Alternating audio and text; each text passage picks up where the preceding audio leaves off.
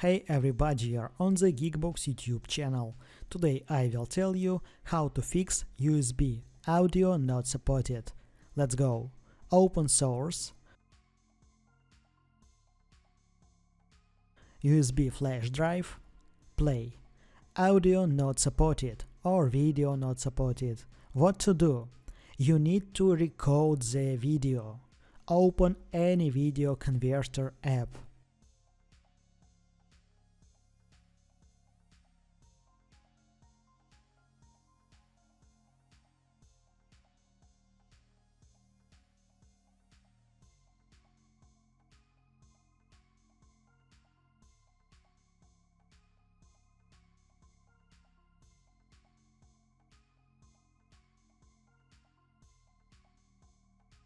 Select TV, Samsung TV, convert now.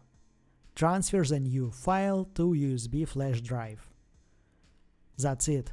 Now you know how to fix Samsung TV USB audio not supported.